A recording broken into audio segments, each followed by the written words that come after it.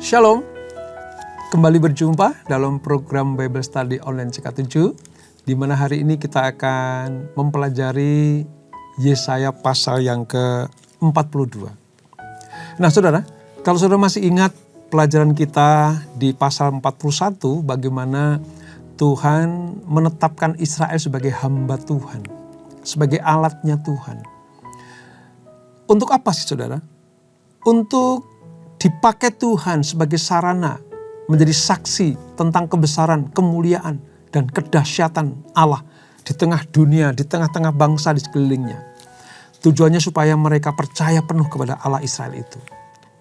Demikianlah Tuhan menyatakan keputusan yang mutlak ini kepada Israel di pasal yang ke-42 ini. Lalu pasal ini juga menyatakan tentang puji-pujian, tentang penyelamatan. Bagaimana Allah tampil sebagai penyelamat, pembebas yang memulihkan bangsa yang tertindas. Tapi sayang, pada akhir pasal 42 ini ada kegagalan dan kebutaan Israel. Sebab apa? Apa yang Tuhan sudah percayakan kepada mereka itu tidak dilakukan dengan segenap hati. Terbukti saudara, dengan datangnya Mesias yaitu Yesus Kristus, Israel menolaknya. Nah, kisahnya seperti apa? Sebelum kita baca, kita merenungkan dan kita mempelajari, mari kita datang kepada Tuhan. Kita minta Tuhan mengurapi kita, menjamah kita, sehingga kita mengerti apa yang kita pelajari hari ini.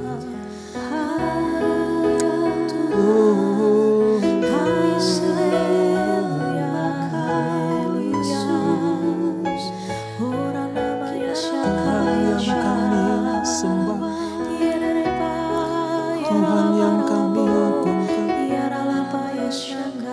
hanya Engkau Yesus. Kemanakah kami mencari kasih sejati? Kemanakah kami berseru saat badai datang menderu? Yang kami tahu hanya Kau yang mampu pulihkan segala sesuatu. Kami perlukan keajaiban-Mu.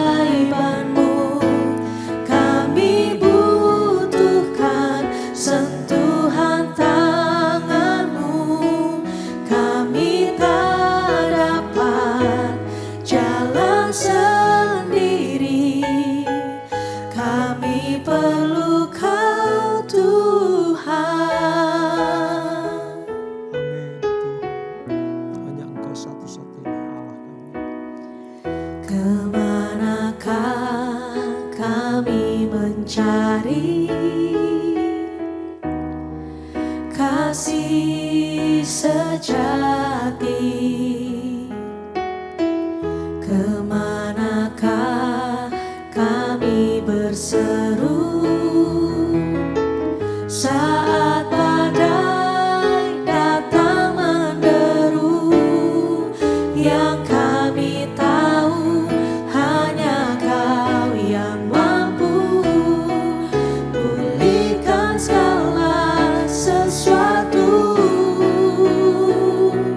Kami perlukan keajaiban-Mu. Kami butuhkan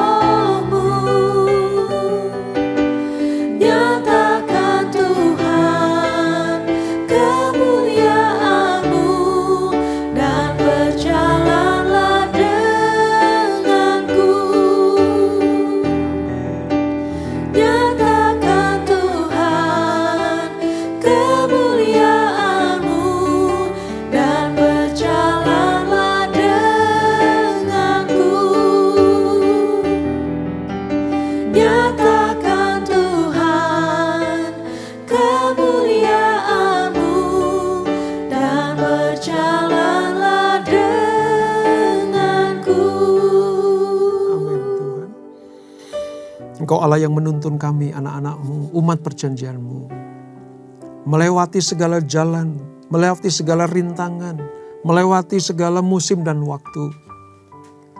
Terbukti sungguh Engkau Allah yang tidak pernah meninggalkan kami. Itulah sebabnya kami nyatakan, kami gak mau berjalan kalau Tuhan tidak menyuruh dan memimpin kami. Biarlah Engkau terus bersama dengan kami ya Tuhan. Seperti ketika kami belajar firman-Mu ini, terangi kami dengan hikmat-Mu, terangi kami dengan kebenaran-Mu itu, supaya kami sungguh-sungguh hidup di dalamnya. Terima kasih Bapa. Kami akan melanjutkan pembelajaran kami, urapi kami Tuhan. Dalam nama Yesus, mari yang siap belajar firman Tuhan. Sama-sama kita katakan, amin.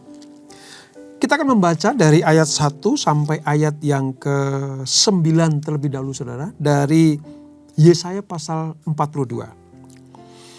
Pada perikop hamba Tuhan. Demikian firman Tuhan. Lihat, itu hambaku yang kupegang. Orang pilihanku yang kepadanya aku berkenan. Aku telah menaruh rohku ke atasnya.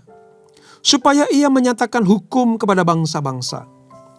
Ia tidak akan berteriak atau menyaringkan suara atau memperdengarkan suaranya di jalan.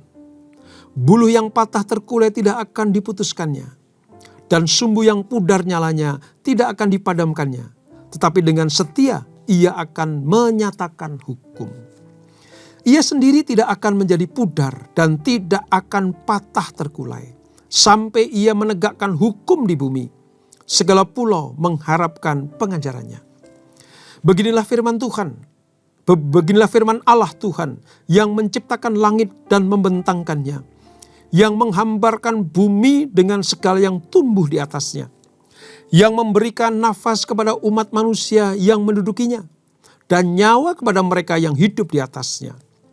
Aku ini, Tuhan, telah memanggil engkau untuk maksud penyelamatan, telah memegang tanganmu. Aku telah membentuk engkau dan memberi engkau menjadi perjanjian bagi umat manusia. Menjadi terang untuk bangsa-bangsa. Untuk membuka mata yang buta. Untuk mengeluarkan orang hukuman dari tempat tahanan. Dan mengeluarkan orang-orang yang duduk di dalam gelap dari rumah penjara. Aku ini Tuhan, itulah namaku. Aku tidak akan memberikan kemuliaanku kepada yang lain. Atau kemasyuranku kepada patung. Nubuat-nubuat yang dahulu sekarang sudah menjadi kenyataan. Hal-hal yang baru hendak ku beritahukan. Sebelum hal-hal itu muncul, aku mengabarkan kepadamu. Nah saudara, pada bagian pertama ini kita melihat bagaimana Allah memilih umatnya pada waktu itu kepada bangsa Israel.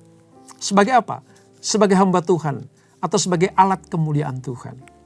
Dan kalau pada hari atau saat ini Tuhan memilih saudara dan saya, umat pilihannya, gerejanya untuk menjadi hamba Tuhan. Menyatakan kemuliaannya di tengah dunia ini. Tujuannya apa saudara? Supaya nama Tuhan dipermuliakan. Umatnya diberkati. Dan banyak orang percaya kepada Allah yang kita sembah dan kita layani. Tuhan yang memilih. Tuhan pula yang menyatakan pengurapannya atas hambanya itu. Tadi ayat 1 kita pelajari. Jadi kalau Tuhan menetapkan kita sebagai hamba Tuhan. Kita sebagai umat pilihan Tuhan. Pastikan Tuhan sudah menyatakan kemuliaannya dan mengurapi kita. Artinya apa? Membuat kita termasuk orang-orang yang dipilih Tuhan. Legitimasi kerajaan Allah kita terima. Untuk apa? Untuk menjadi saksi saudara. Untuk menjadi alat kemuliaan Tuhan. Sebab Tuhan yang mengurapi. Tuhan pula yang membentuk karakter yang harus menjadi ciri khas hamba Tuhan itu. Hamba Tuhan harus betul-betul tangguh menghadapi segala sesuatu. Di luar maupun di dalam harus nampak kebenaran. Hidup di dalam kemuliaan Tuhan. Sebab apa? Kita adalah wakilnya Tuhan. Ambasadornya Tuhan. Representatif Tuhan bagi dunia adalah ada di dalam hamba-hamba Tuhan itu. Harus setia menegakkan hukum. Kokoh, tegar untuk menopang apa? Mereka yang tertindas harus dilepaskan, dibebaskan, dimerdekakan, dan dipulihkan. Itulah tugas hamba Tuhan. Secara detail tadi Tuhan menyatakan seperti itu. Dia yang memilih, dia juga yang mengurapinya. Nah, panggilan dan misi hamba Tuhan ini sepenuhnya berasal dari Tuhan, saudara. Makanya seringkali kita diingatkan kepada para umat Tuhan yang dipilih sebagai alatnya. Kita harus sadar dan sesadar-sadarnya bahwa sepenuhnya kita ini berasal dari Tuhan. Panggilan ini dari Tuhan. Pemilihan ini dari Tuhan. Bukan semata-mata maunya kita. Bukan semata-mata hanya kehendak dan keinginan kita saja. Kita boleh punya cita-cita. Kita boleh punya kehendak dan kemauan. Tetapi kalau Tuhan tidak menetapkan, ya gak bisa. Itu sebabnya terhadap pilihan Tuhan, terhadap ketetapan Tuhan, sesuai dengan kerinduan kita, maka terjadilah hamba Tuhan yang menyenangkan hati Tuhan. Kenapa?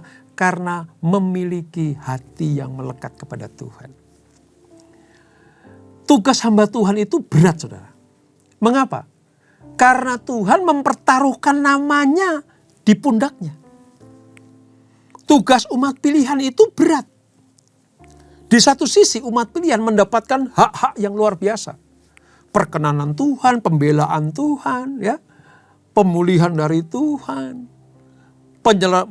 penyertaan Tuhan yang selalu ada. Tetapi jangan lupa, tugasnya juga berat. Sebab apa? Di pundak semua hamba Tuhan, di pundak orang-orang yang dipilih Tuhan, di pundak gereja, saudara dan saya, itu Allah mempertaruhkan namanya. Hamba Tuhan harus menyatakan kemuliaan, kekudusan, ya, kesucian hidup seperti Allah yang memilih kita.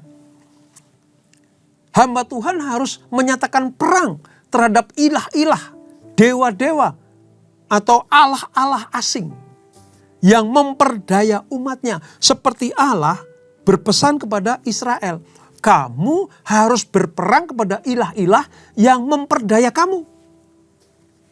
Yang memperdaya bangsa-bangsa lain. Yang membuat manusia jatuh dalam dosa, itu harus kamu perangi. Umat pilihan atau hamba Tuhan harus saudara? Menyatakan bahwa Tuhan yang mengutus memilih kita adalah Tuhan yang berdaulat, satu-satunya Tuhan yang disembah. Dialah Allah sejati. Tidak ada Allah seperti Dia. Tugas hamba Tuhan adalah mencelikkan mata rohani dan memerdekakan jiwa-jiwa yang dibelenggu oleh kekuatan roh-roh jahat di dunia ini. Hanya melalui hamba Tuhanlah semua manusia dapat datang dan menyembah Allah satu-satunya itu. Nah, nanti dalam perjalanan masa dan waktunya, nubuatan ini, saudara, perintah Tuhan ini akan digenapi, disempurnakan dengan kehadiran Yesus Kristus sebagai hamba Tuhan, sebagai anak Allah, sebagai imam besar bagi orang percaya. Ini Allah sedemikian mengasihi anak-anaknya, sedemikian mengasihi Israel, mengasihi saudara dan saya, sampai Tuhan menetapkan kita sebagai alat kemuliaannya. Ini sebuah anugerah yang luar biasa, saudara. Kristus adalah sang hamba yang sudah tuntas menunaikan tugas dari Allah Bapanya. Dia sudah menang terhadap belenggu dosa. Maut sudah dikalahkan, kuasa maut sudah diinjak olehnya.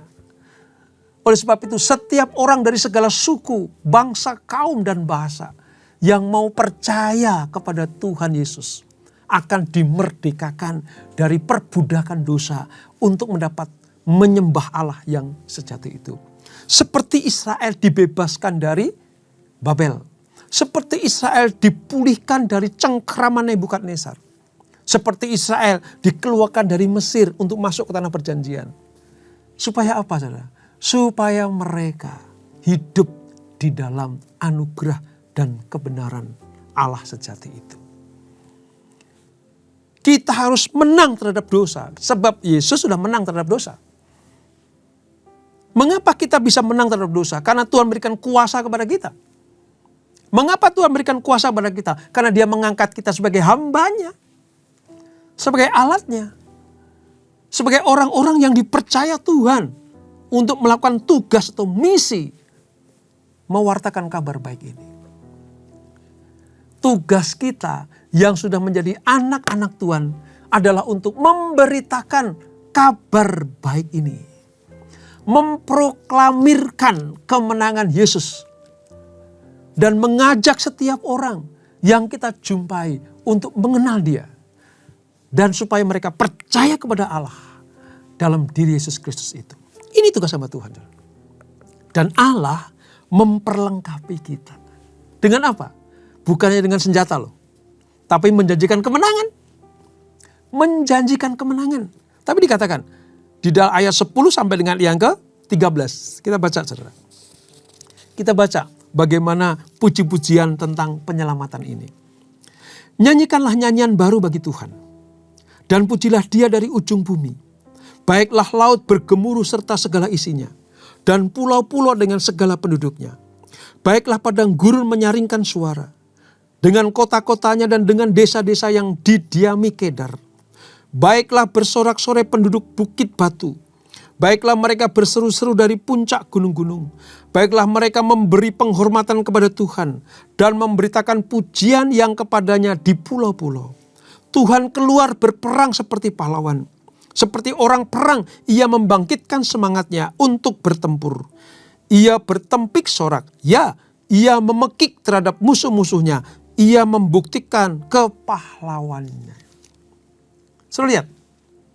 Ketika Allah memilih Israel sebagai hamba Tuhan, Allah menjamin kemenangan. Kuasa dan kemenangan akan diberikan. Allah sendiri yang akan tampil, saudara. Lewat siapa? Anak-anaknya. Lewat siapa? Hamba Tuhan itu. Dan perjanjian baru lewat siapa? Yesus Kristus. Jadi dalam ini, ketika Allah memilih kita sebagai hambanya, sebagai alat kemuliaannya, Tuhan bukan cuma mengurapi kita, tapi Tuhan berikan kuasa kepada kita. Bukan hanya kuasa yang diberikan, tetapi jaminan kemenangan kalau kita melangkah bersama dengan Dia. Nah, ini yang harus kita sadari. Ini yang harus kita mengerti. Seringkali ada yang bertanya begini, Pak, tentang hamba Tuhan itu. Apakah itu hanya menunjuk kepada Yesus Kristus saja? Saya katakan tidak. Ini menunjuk kepada setiap orang percaya. Gereja Tuhan. Karena gereja dan setiap orang percaya itu dipanggil Tuhan menjadi hambanya dengan tugas pelayanan yang spesifik. Yesaya memperkenalkan sosok hamba Tuhan yang berbeda dari hamba-hamba Tuhan pada umumnya. Yaitu dengan apa? Mengungkapkan jati diri, panggilan dan misi sang hamba itu. Ini saudara. Jadi kita punya Tuhan yang betul-betul tertib ya. Allah yang betul-betul lengkap dan terperinci. Ingat, Dia merancang, Dia yang memilih, menentukan, Dia yang mengurapi, Dia yang memberikan kuasa, menjadikan janji-janji kemenangan. Dan Dia sendiri yaitu Tuhan yang akan berjalan bersama dengan hamba-hambanya ini. Wah, luar biasa. Luar biasa, saudara. Namun saudara, di pasal 42 ini ada sesuatu yang sifatnya itu agak paradok gitu ya. Bertolak belakang. Ada dua bagian yang saling bertolak belakang pada nas ini. Yakni adanya sukacita dan kesedihan. Ya. Bagian pertama merupakan perayaan kemenangan Allah melawan para musuhnya. Tadi yang kita baca ayat 10 sampai 13, lalu kita lanjutkan tuh sampai dengan ayat 17. Itu tentang kemenangan, perayaan kemenangan Allah, perayaan kemenangan hamba-hamba Tuhan. Kenapa? Karena hamba Tuhan itu berjalan bersama dengan Tuhan. Hamba Tuhan itu berjalan mengikuti arahan Tuhan. Tetapi sebaliknya saudara, bertolak belakang dengan itu, ayat 18 sampai 25, perikopnya bilang begini, kegagalan dan kebutaan Israel. Pada bagian kedua ini, Allah menegur perbuatan umatnya, yaitu Israel, yang gagal menjadi saksi Tuhan. Ini saudara, di ayat 18, dengarkanlah hai orang-orang tuli, Pandanglah dan lihatlah, hai orang-orang buta. Allah membuka dengan sebuah pemaparan bahwa yang sudah diangkat sebagai hamba Tuhan, yang sudah diangkat dipercaya Tuhan untuk menjadi alat kemuliaannya, kalau tidak melakukan tugas-tugasnya, disebut sebagai orang yang tuli dan buta.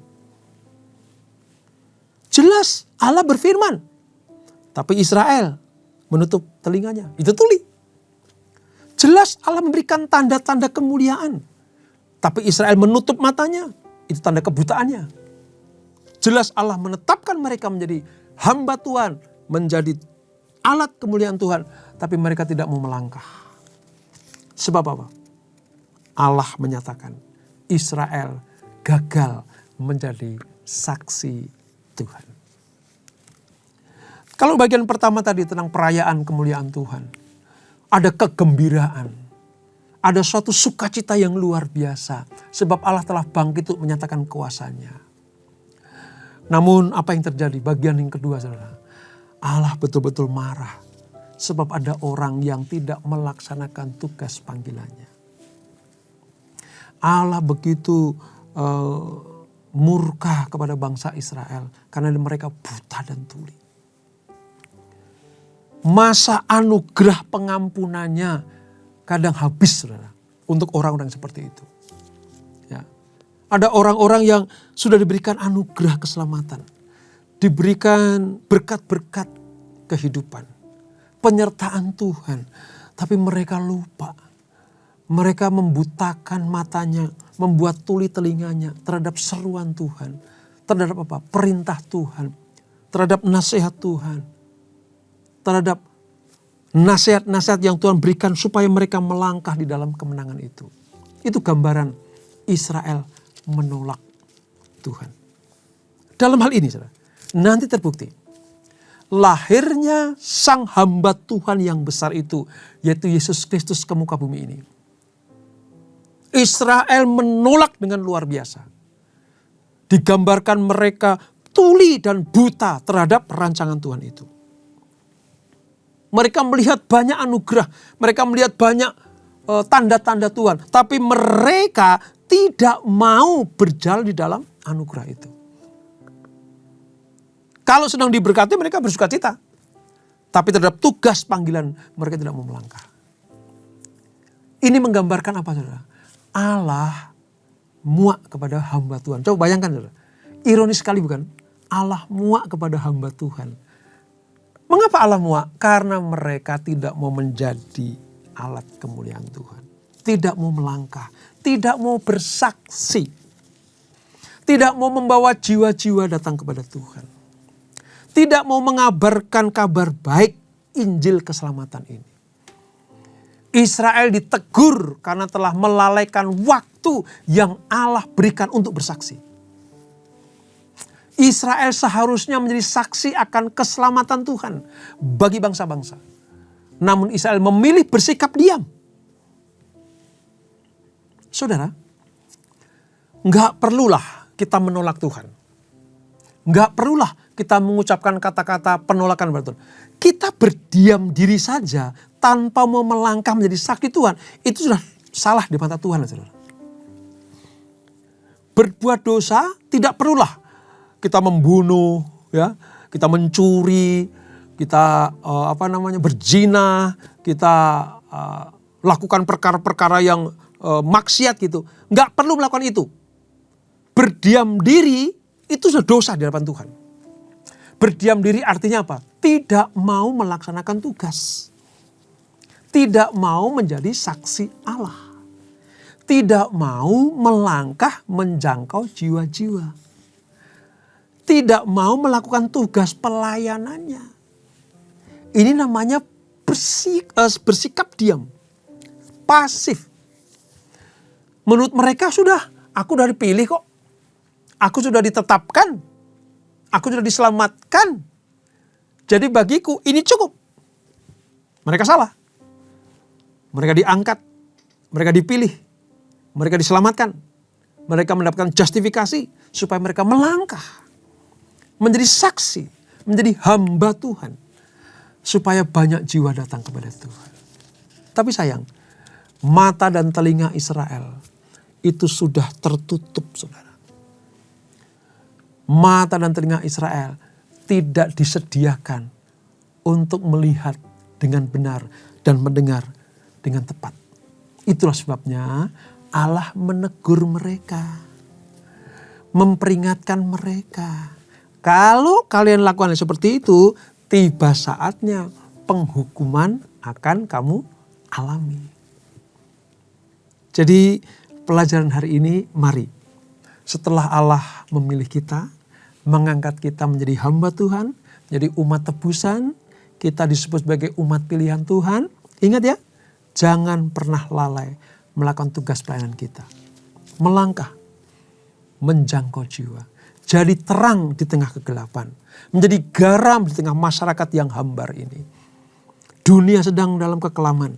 Dunia sedang dalam kegelapan. Jadilah terang di sana. Itulah fungsi hamba Tuhan. Supaya jangan sampai Tuhan murka dan marah kepada kita. Supaya kalau ada perarakan kemenangan Tuhan, kita ambil bagian di dalam barisan itu. Jangan sampai kita ditolak Tuhan setelah kita dipilih. Jangan sampai Tuhan bilang, aku tidak mengenal engkau, hei pembuat kejahatan. Padahal kita sudah percaya bahwa kita dipilih Tuhan. Ingat kata-kata saya ini ya. Dipilih saja itu belum cukup. Kita harus melangkah. Jangan bersikap pasif dan diam.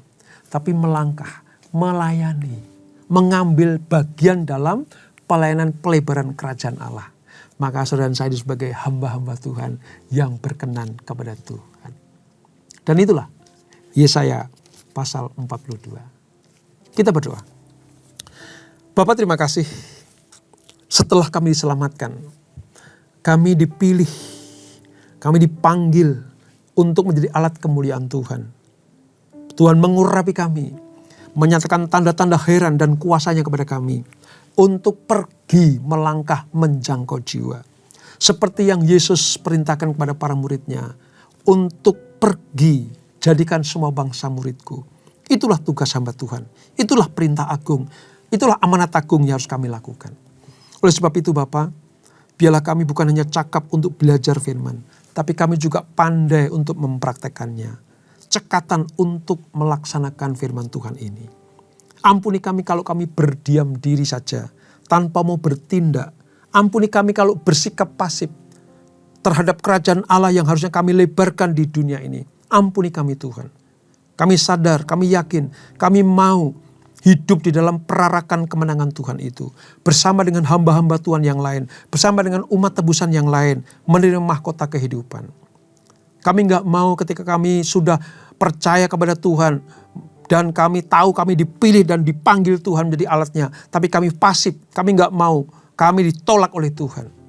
Oleh sebab itu terima kasih Roh Kudus atas peringatan dari pelajaran Yesaya 42 ini. Terima kasih Bapak.